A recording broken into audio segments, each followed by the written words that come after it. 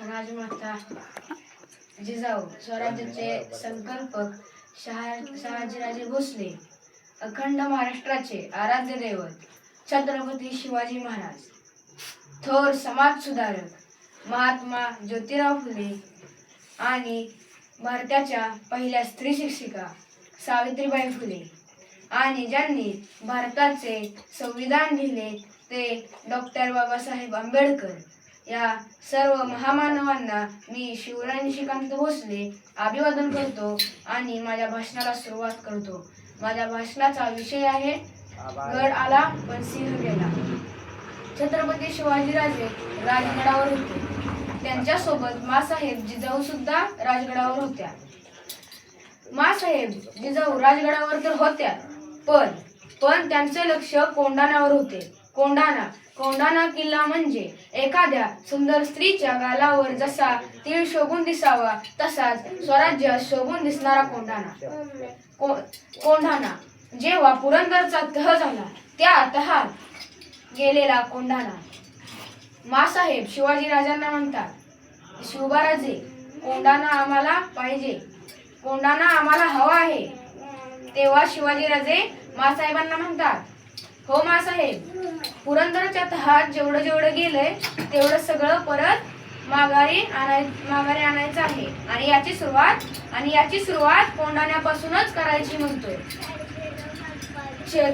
कोंढाणा जिंकणं एवढं सोपं नव्हतं. कोंढाणा किल्ला म्हणजे झाडाझुडपांचा, कडाकपारींचा आणि डोंगरदऱ्यांचा होता आणि त्यातच कोंढाण्याचा किल्लेदार अतिशय उदयभान राठोड आणि तो अतिशय बलाढ्य आणि ताकदीचा.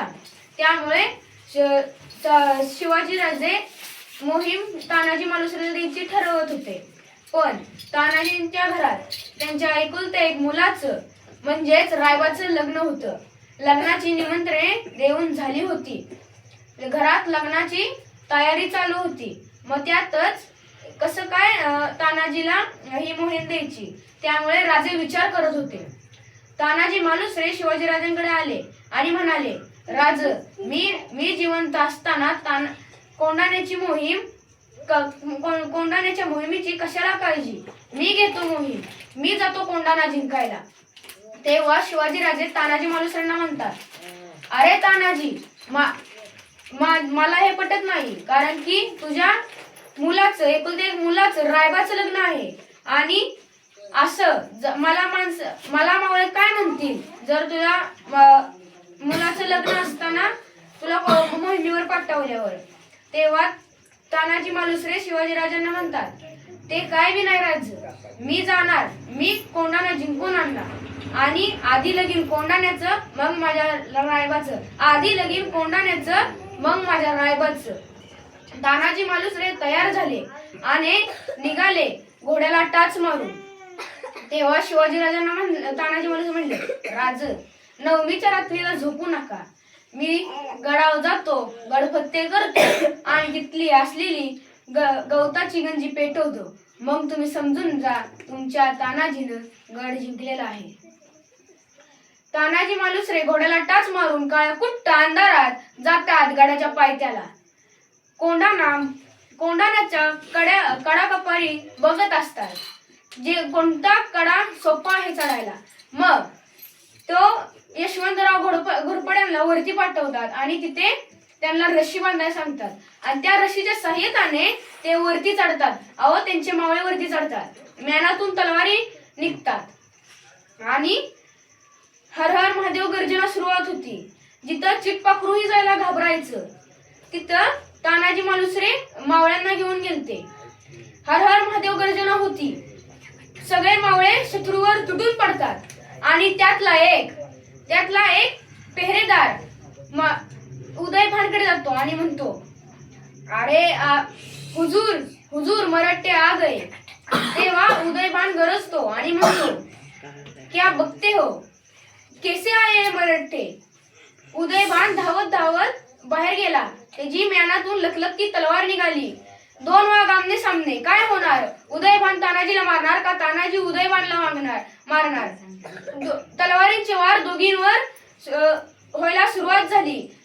तानाजी मालुसरेची तलवार उदयभानच्या छताडावर बसली आणि उदयभान लाल झाला आणि तानाजीची सुद्धा तीच गत झाली होती. उदयभानचा दुसरा वार तानाजीच्या ढालीवर पडतो. तानाजीची ढाल एकदम दोन तुकड्यात बदलून जाते. मग तेव्हा तानाजी मालुसरे सुद्धा वार करत राहतात व उदयभानचा दुसरा वार तानाजी मालुसरेंच्या खांद्यावर पडतो आणि त्यांचा हात तुटतो. मग ते त्यांच्या अंगावली शाल हाताला गुंडळतात, डोक्याचा मुंडासा तो सुद्धा हाताला गुंडळतात आणि तानाजी मालुसरे खाली पडलेले असतात तेव्हा ते घेतात गर्जना, हर हर महादेव, हर हर महादेव, आणि उठतात आणि घालतात उदयभानच्या छताडात. जेवढ्या पट दिशेने आत जाते तलवार तेवढ्याच लवकर बाहेर येते आणि उदयभान कोसळतो. तानाजी मालुसरे सुद्धा खाली कोसळतात आणि मावळ्यांची ओरडाओरड होती, पळा पळा तेव्हा हे म्हणतात, पळा पळा, मालुसरे पडले, पळा पळा. तेव्हा सूर्याजी म्हणतात, अरे भेडांनो, काय पळताय? तुमचा बाप इथं मरून पडलाय आणि तुम्ही कसला पळ काढलाय? तेव्हा तानाजी मालुसरे सूर्या हाक मारतात आणि तेव्हा तानाजी मालुसरे सूर्याजींना म्हणतात, सूर्याजी जाऊन सांगा राजाला मी मातीसाठी मेलो. आणि सूर्याजी म्हणतात, अरे पळू नका, मी तुमच्या परतीचे दोर केव्हाच कापले आहे. जर पळायचंच असलं तर दरीत पडून मारा, नाहीतर लढून मारा. मावळे लढून मारायचे ठरवतात आणि मावळे बेदम लढतात आणि गड जिंकून आणतात. तेव्हा तानाजी मालुसरेंनी तो गड जिंकलेला असतो. मग सूर्याजी म्हणतात, दादा, आणि तानाजींचा शेवटचा शॉट सुटतो आणि तानाजी मालुसरे मरतात. मग तेव्हा सूर्याजी म्हणतात, अरे कोण आहे रे तिकडं, ती गवताची गंजी पेटवा, कळू द्या राजांना, त्यांच्या तानाजीनं गड फतेह केलेला आहे.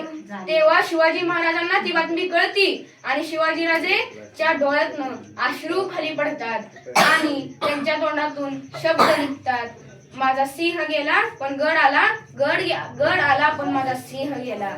आणि तेव्हापासून कोंढाणा किल्ल्याचे नाव सिंहगड झाले.